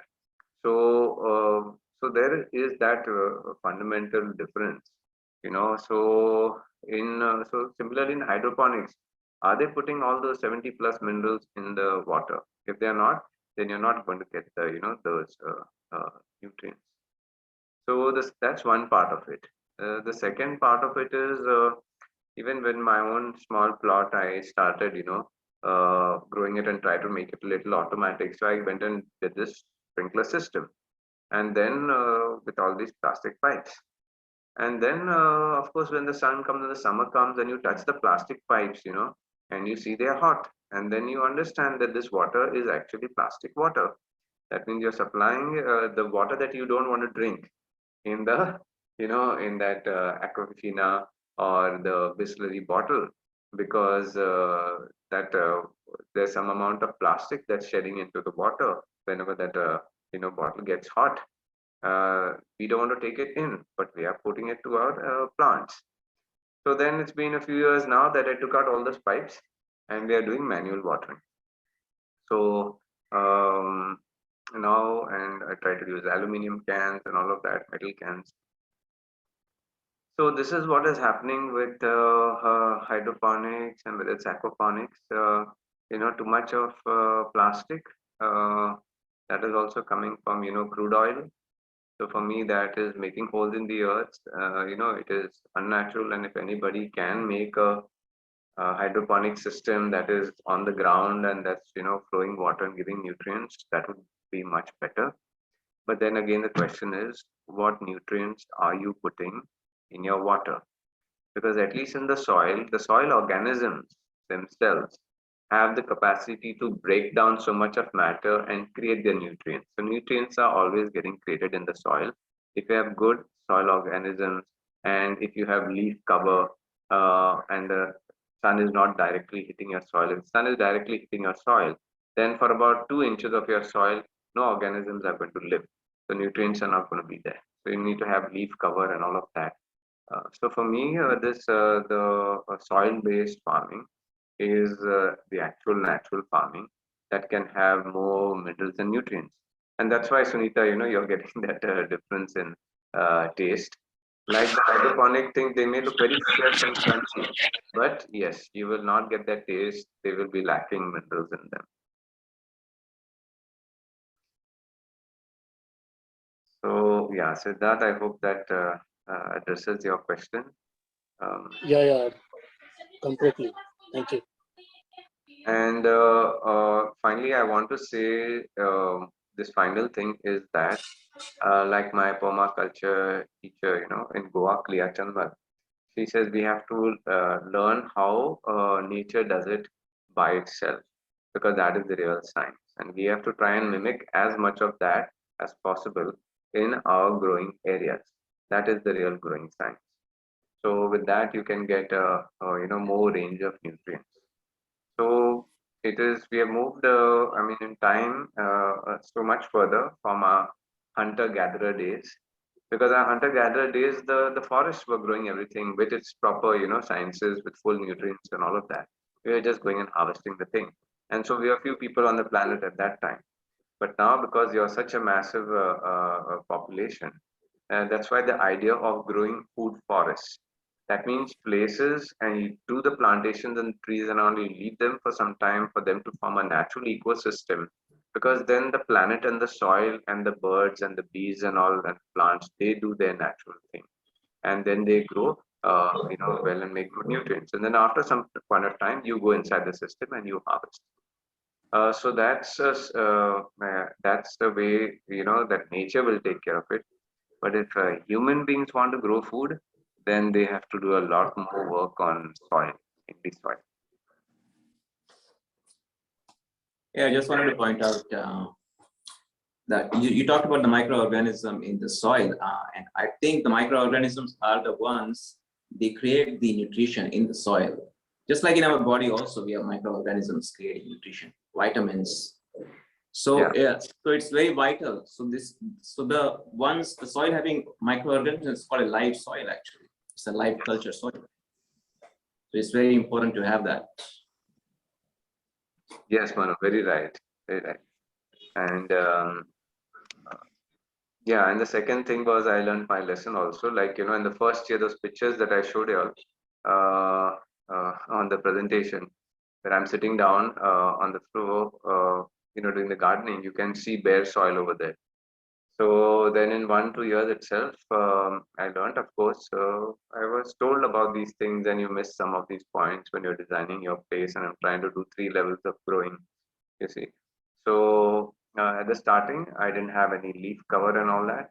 So the topsoil would get hard, and no any of the bugs and the critters to create soil nutrients for at least the top 1 inch of the soil. It's only when I started putting some when they started getting some shade. So you grow certain crops that have smaller height which you can harvest, like methi or something, and otherwise you need to do mulching. Uh, or if there's enough shadow falling on the ground, then your soil, organisms can survive and create more nutrients. Daryl, can you throw some light on biodynamic farming? Sorry, can you ask that again? I missed a couple of words. Biodynamic farming, because Yes. I've heard that that's another component of. Yes, I've heard great things about biodynamic farming, and it's the Rudolf Steiner method, and it works on the hydraulic pressure of water. So that is when the plants are going to pull up water and nutrients, and it goes as per the moon cycles and all of that. And creating the this also, the compost is also very tedious, labor intensive process, but you get the compost faster. So there are some amazing techniques in biodynamic farming, and it is one of the great farming methods for good nutrient dense vegetables and plants. That's what I've heard of it. I have not practiced it myself. I just do something that is simpler for me and my time, because I spend most of my time in doing all of this work. And I have an assistant who does the farming around my house and my family plot. So I give him ideas, and we do whatever works better than the previous time. But And yes, now, and now also there's a lot of the bioenzymes that is being fed into the manure, because a lot of the times the bioenzymes which we throw out in terms of citrus peels and all can go back into the soil and provide the nutrients directly into the soil, which is what is needed. What do you think of that, bioenzymes being used as food? yes, it depends on which kind of bioenzymes, if they are prepared, especially if they are proven to do certain things for plants and certain soils. Yeah, definitely they can be used. I do in my small place. I do what is in situ composting. That is between my beds, the parts that I walk on, I compost over there under them. So and there are leaves on top of it. So I'm actually like walking on the forest, in the forest floor. So in that, each one of those pits, they're long pits because the beds are long. They get opened up once in 2 months or 3 months, and I start putting in fresh, whatever comes from our wet waste from our kitchen. So we pile up things for a couple of days, and then we do a mix of wet and how much of sugar, that is from natural foods and all, and we mix it with green leaves and dried matter and all of that, dried leaves, and we put it inside the bed over there. I mean, first when we open it up, we take out the earlier composted material that's ready for using as manure, and then we put in this new thing. And so that whole, day by day or every 3 days, that thing gets covered. So this is what I do. And then one other thing, what I was doing in terms of, yes, I forgot to mention this, hydroponic style. So because my certain beds are where plants are already growing, and we cannot dig it up to put in new manure. So the water that I want to supply there, I want it nutrient dense. So I actually take this composted material and put it in a tub, and we put water in it, and we stir it around. We allow the nutrients to come in the water, and we allow it to, the soil to settle, and that water we water to our plants. So that is at least nutrients that has come from the soil, and it have a bigger range than anybody getting any packet and putting it into their hydroponic, water system. So this is one idea. And then what's left of the water, the whatever settles down, a little bit of mud, little bit of denser material, we use that also as a kind of as an inoculator for our next batch. because that is also got soil organisms. We either put it as compost in the ground, or we put it back, in the soil, or we put it back into the compost pits. Do you also grow microgreens, Darren? No, I don't do that much now, but I do grow some salad leaves and all of that. But yeah, microgreens at one time I was doing that for about 6 to 8 months. That is for myself only, and not for selling. Uh, yeah, that's my Yeah, hi, Darren. Hello. yes. Yeah, I just wanted to ask you, like recently now, I just started this aquaponics thing, okay? I just want to know like what I'm doing is organic or what? Like it's just a pipe setup and I have a creek next to my plot. So what I do is, I pump that water and I fill it up in the tank, and those tiny fishes which are there, now the freshwater fish now. So those fishes I put in my tank. And that's how like I grow my tomatoes and some chili plants and all, just like I was doing this trial. And seriously, I have not added anything till now. And I must say, like, like tomatoes are just growing like, I don't know, really good. So like you said now, like using of the pipes and all, like, it becomes a problem or something. So this will be organic, like it's good, you feel? Now, especially if those pipes are going to get some direct sunlight, and heat, then a little of that plastic comes into the water. This is what I have understood. I Uh, have done a green, the green, this you do now. I have covered it with a green okay. mesh. Okay. I have covered it with the green mesh. So the That direct means sunlight is not coming. okay. So direct sunlight is not coming. Okay, so that's one good thing. But I'm sure there will still be some component of plastic and all in it. So Yeah. it's yeah. But I the as like, per you will have to see whatever produce you make, and if it ever goes to a lab, because for organic certification, now they have got certain parameters, certain amount of toxicity is permissible and all, and that's also one thing that I don't like about certified organic. So maybe your setup and what is produced may pass that test, but still it has got certain yeah. traces of that. And what I believe is that the best thing is that you go 100% natural and you try to do things in a very natural way. Now I understand the limitation. Some people, because of a limited amount of space, they want to get into the aquaponics and all. You know, just in a few square feet of area, they'll set up this entire thing. Uh, and mainly, it's people who do not have land, much land, who are getting into this. No, So, the thing is, I'm growing on land also.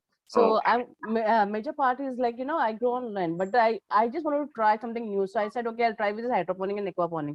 That's the reason I started with this. Rest other things I grow for my own self on land. So I okay, don't buy from the, market or anything like. So I okay. just started this last year, like, so that my kids know the value of food and all those things, and we have it, what I grow, I eat it. That's it. Okay. So you can do this experiment. What Sunita does is that you grow the same things in your aquaponic setup, and you just Okay. grow same things by putting it in good soil, and then you taste and see how you feel yourself, and you will be able to make out some difference. Then you decide. Okay. Thank you. You're welcome. Yeah. So yeah, I'll just come back to some of the main topic of this because yeah, we're reaching 6 o'clock. So before we wind up, instead of getting into specific growing techniques, I'll just bring up those couple of slides. If anybody wants to comment on these things, uh, let me see in chat. Hello, Veera. Yeah, great efforts to educate people. Yes, so just one more thing is coming to mind. A friend, again, this is the same story before the pandemic. We were trying to put up a website for India in which it would show every state and every region. And in that, every region, we wanted to publicize what is the seasonal food and the local heirloom food for that state. Why was this so important? Because the most important principle is that you eat local and as per the seasonal vegetables and fruits and all that in your area. Because the five elements are balanced then. Your body is also made of five elements. So it's a very deep science of health. So basically, we wanted to put on that website. If anybody has this idea and wants to take it up, please, help us do it. The idea is that the supply and demand must match. Okay, now suppose millets used to grow in Goa earlier also, but because of this marketing of basmati rice and this and that and wheat rotis and all that, people have forgotten to eat what was locally grown in that place, which had high immunity and which was good for your health. So now, if some of us go and ask the farmer that, can you give us some jawar? Right now in Goa, they are growing what is called tambdi bhaji, or, this lal mat. It's like amaranth, red amaranth, and they grow green amaranth also. So if you go and ask somebody for pearl millet in Goa, they will say, well, nobody grows it now. So it is that people have been brainwashed into having those foods that these multinational corporations and these corporates want for their income. So now people have forgotten, and then the local farmer also says, I used to do that 28, 30 years back, but nobody wants it now, so we don't grow it. So this is the mismatch. So on that website, we wanted to give people that, hey guys, if you want to be healthy in this season, these are the seeds, these are the beans, these are the peas, these are the leaves, fruits, vegetables, roots that you should be eating. Please ask for them. It's only when people are knowledgeable and they ask, then the farmer can grow, because the farmer is not just going to grow pearl millet because I asked for it, and the rest of Goa doesn't know about it, doesn't care. So this movement is very vital, and I would be happy with my friend to take it up with anybody who will work towards this. Um, uh, yeah, because this is one of the main principles that will give us good health. So basically, on this website, we have to publicize it to people so that everybody knows in this season, okay, this is what I should be going and asking for. And the farmer also can go to the website and see, okay, these are the things that people are going to buy, I'll grow. And when I grow, let me see how the sales happens. Because if the farmer is not going to be prosperous, then that food supply is going to die, right? So, yeah, so I just put out that word. And this is also, yeah, this is one of the, I'm just noting it down. This is one of the projects that the food committee should take up. I think this is one of the most important projects, right?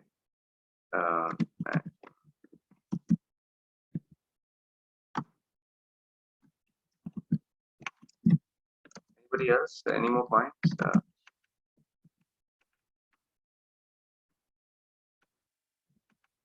Or I'll just bring up this one slide if it brings anything to your mind. It's about the committee. I think it will be different for each locality has a different biodiversity. So wouldn't that be different? It's not only the whole state, but I think even in Maharashtra we have Mahabaleshwar, which has strawberries, but nowhere else. Right. So yeah, so this is the work, So in a particular state on that website, all of these things can happen. If a group of people who have that, old knowledge, they are willing to sit together and put up the information, then probably they should be given a chance to put up that information. It can get uploaded into the website in the Mahabaleshwar section. So yeah, I think it will be a kind of now this kind of collaboration is something what a committee can do, because committees are people's of the people, and they will be doing things for the people. That's why the state has not taken up any of this, because the state is always ruled by what the corporations and the businessmen want to do, because they get all their money, from them, whether it's official or bribes as well, to pass all their contracts and their projects. So there are many wonderful initiatives that communities can do like this from the perspective of the people and their health and local biodiversity also. What you're sharing is very correct. Yes, if anybody has any comments on these, yeah, this is going to, I am supposed to make a draft of it where the common principles for the committees that will be across all committees will be in one section, maybe points 1, 2, 3, 4, 5, 6, 7, 8, um, and then each committee will have certain subset of things very specific to their area of work and projects that they will take up. I want to make two points about Yes. about a push to not use sugar and common salt. These are the two biggest poisons actually nowadays in our in the world actually. Yes. And we should replace it with jaggery and the sand and namak that we have, the rock salt. Right. Right. Yeah. So I'm just noting those things. Switching to rock salt. Yes. We're talking about the this is also something that the committee should take up at a bigger thing. Now, I have been doing this thing since 2005. You see, it's in my book and with my patients and all of that. And I went a little deeper into the cycle. I presented it on the summit also this year, even last year, about sugar. That people will always be sugar deficient and having a sweet tooth. Those people who do not have enough of fruits in a day. So their sugar levels goes down, body gets affinity for sugar, and then they want to have sugar in some form. So most nutritionists will say, of course, don't have processed sugar, and that is smart. But they have not gone much deeper down that entire cycle to even say, so I explain it in my video. Why are you having jaggery? Jaggery is made of sugar cane, and that cane is one of 20 things in your area that has got sweetness. So you're actually following a model of malnutrition. Instead of having the various sugars in their regular proportions on different days, you are just stuck with your sugar cane. And because you get that fix, you're not eating a range of fruits and vegetables. So it's a much deeper science because all our faculties, our creativity, our hormones, our endocrine glands, all these things fire and all our micronutrients come from a wide range of foods. And even in my TEDx talk, it's an experiment that any human being can do it, and it shows them the truth that fruits are the first primary foods for human beings. So it's a very interesting topic where I go to the level of I have been sugar free since 2010. I don't take anything with sugar. Maybe I had some friends place or here or there because people offer you this and that, and maybe some sugar in it. If I know, then I avoid it. But I'm a sugar-free person, even jaggery, organic and all. I don't touch that. Uh, and salt is a much tougher journey. And giving up salt completely can only happen when you are living on the land and you're eating, all of your plant-based products, which are which are grown on nutritionally dense soils. So only when I've eaten such things, some of them from my own garden, then I see a cucumber so tasty that there's no need to put salt in it. The tomato is so tasty, the carrot is so tasty, we don't need to add anything. So this, I think, human beings will be always stuck with this, needing some salt, eating some sugar, because their plant-based foods are lacking nutrients and taste. The way they're, yeah. Daryl, I noticed when I have salt cravings, I have some celery sticks and my salt cravings go away because they're just so perfect in terms of having the right ratio of salts. Yes, yeah, wonderful, wonderful. Thanks for that Yeah. tip for everyone here, Sunita. So I'll just go through the slide and see if there's something that I missed. Daryl, just want to know, you said you don't have any sugar, so that means you never eat, I mean, like you make sugar-free cakes or something, or you don't eat anything at all? How is that? For me, I will only eat some cookies, some cake, and all of that. The first thing is that because I have fruits on a regular basis. You see, I was a person who had such a bad the sweet tooth because it's in the lifestyle. So I'm just giving an example. So my father used to buy fruits only on Sundays because rest of the days he was at work.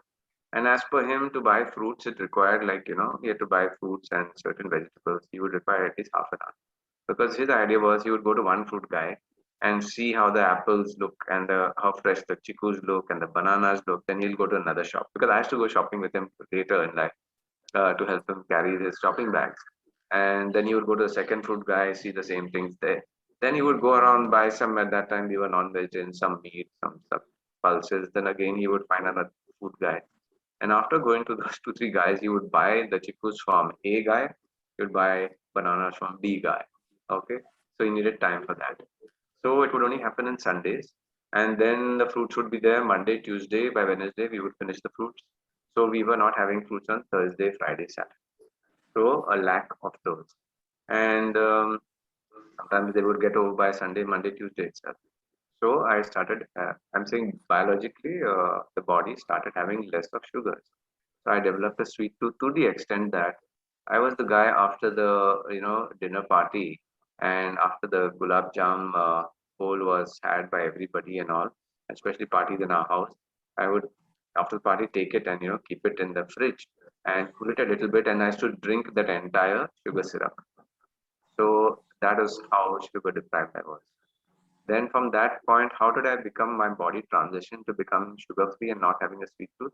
I did this for 21 days in 2010. Every day I would have enough amounts of sugar for my, fruits for my breakfast. Just one type of fruit. Sometimes 3 banana, 4 bananas till I was, full.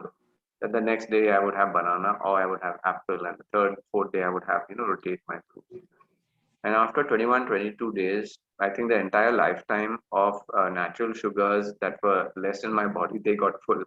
And by the end of the month, I don't feel like eating anything sweet. You see? So I've been like that since then, since 10 years. When I go, there's no reason for me to step into a sweet shop. You see, I don't, others before that, just the smell of sweets outside the shop takes you in. So we have to understand this is not your mind. This is not psychology. This is biology. You see, when the organism is deficient, its senses are going to pick up this stuff.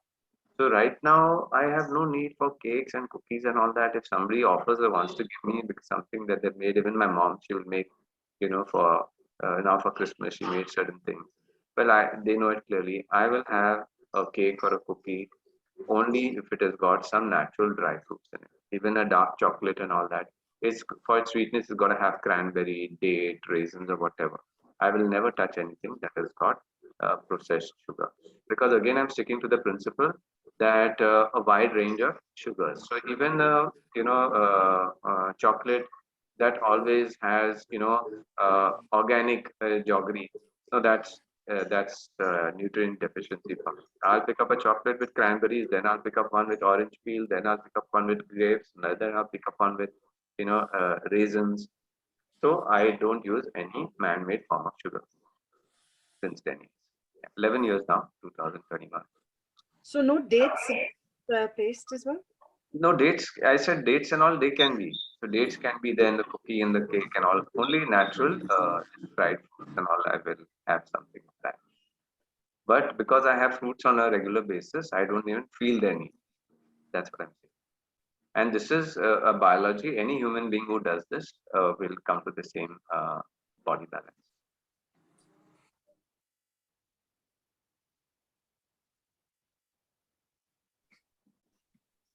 So yes, I guess we can wind up now. And I was just going through the slides. Okay, so coming to next steps.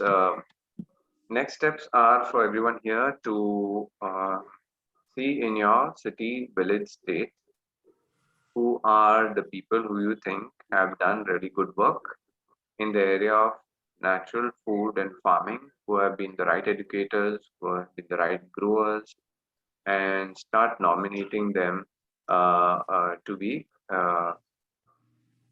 committee members of your natural food and farming committee or other committees also. So how do you do that? You go to our website, earthkeepersconnect.org. You look for your state. If you find your state there, then you join your state group.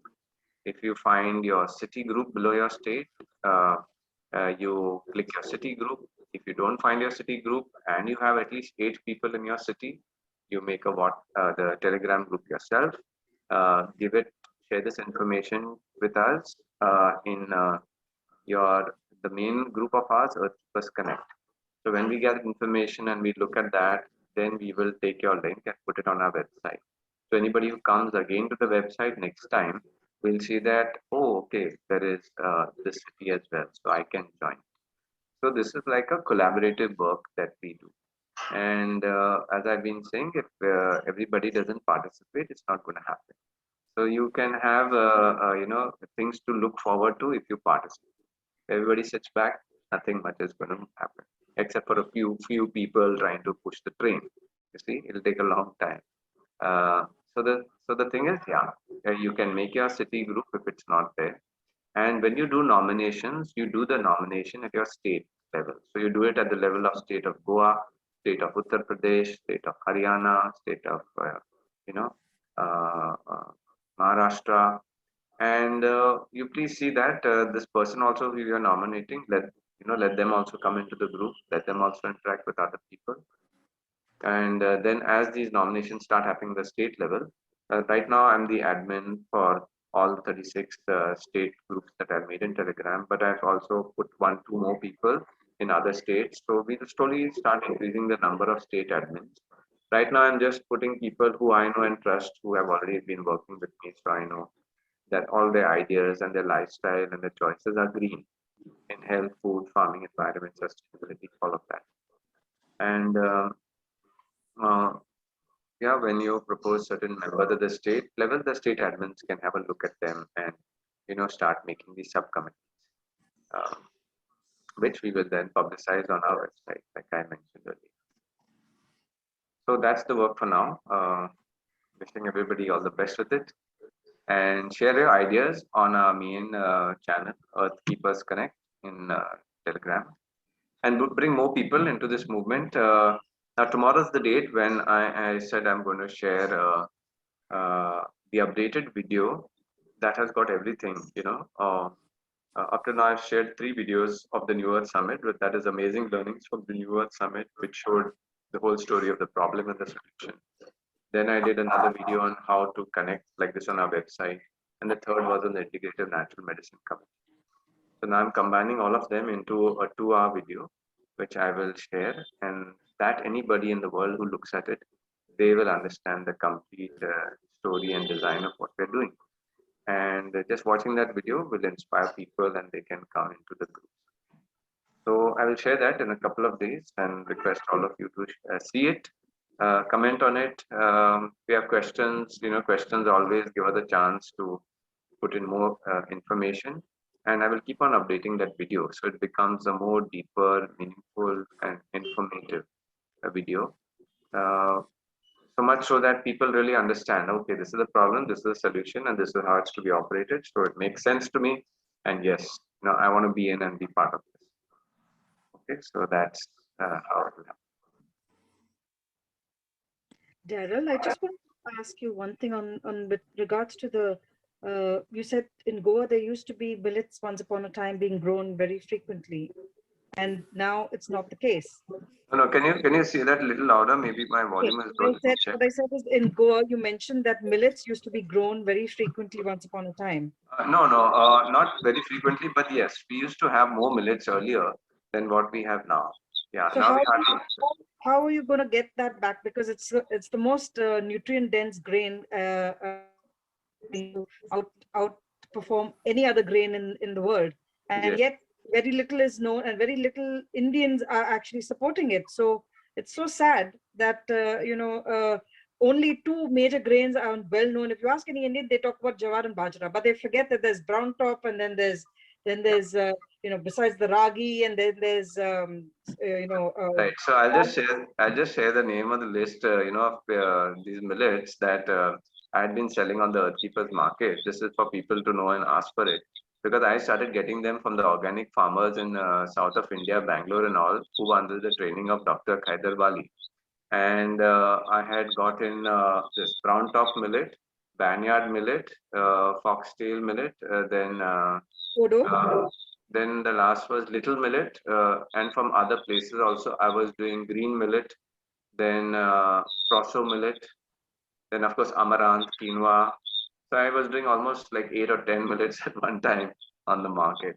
And the only way to bring it back into Goa is to start publicizing and educating people about the health benefits of millets.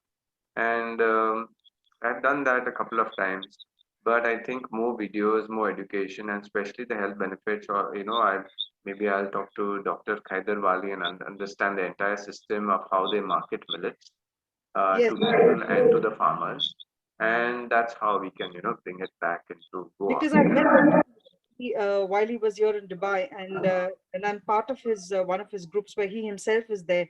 And believe me, the education on millets is outstanding. I personally eat only the 5 positive millets that he recommends, and it's so difficult to get it in the country where I am. But still, I try my best to speak to people to import it from farmers, and they're like, "But Sunita, Dubai is so far away from India." And I said, "I don't care, get it anyhow." And they literally, I drive them crazy. So the point is, it's possible. Everything is possible. Yes, it's marked up Right, much more than what it is in India, but you have to pay the price. Otherwise, I'm never going to be able to eat it.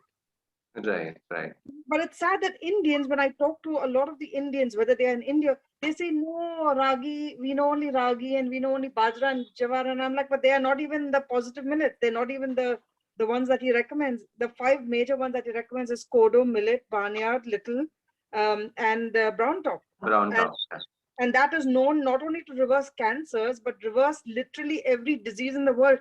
And yet, so people are so thick-skinned when it comes to, especially Indians are talking about, are thick-skinned to only want what they know, rice and wheat, and obviously the bajra and the jowar. And it really annoys me. So how will the farmers, how can we, if farmers cannot sell what they grow, then first we educate the people, and then the people, then the farmers, then of course the farmers will grow what you want. Right. Because otherwise, why should they grow something you're not going to buy? Yes, yes, very right. I mean, sorry, I just get very upset when I Yes. So yes, so we have to get on this campaign of bringing millets back all across India, and we certainly take some, training from Dr. Haider Wali. Uh, okay, can you share the Senthil, where we can buy millets from? Yeah, Senthil, just WhatsApp me this. I'll give you my number. 982175. Yeah, Senthil, you can WhatsApp me and just ask me this question. I'll give you the my supplier contact who got these 5 millets from the Dr. Kadar's trained organic farmers, South India. I'll send you that contact number. and Daryl, will they supply to Dubai? Sorry, Can they supply to Dubai also? I don't know, but I can share the number with you, and you can ask them. If they can't supply, they will let you know who in the network can do that. Okay. Yeah. Okay, everyone. If there are no more questions, we'll wind up. Thank you for being with us. And this recording, I will share it on our channel. So please do share it with others also who would be interested. Okay. Bye and have a nice evening. And do tune in tomorrow. We are going to talk about the committee meters for the Natural Homes and Architecture Committee. And it is not just talking about home designs, but what I presented at the New Earth Summit, how this world is being destroyed by these concrete jungles. I will just share that again tomorrow.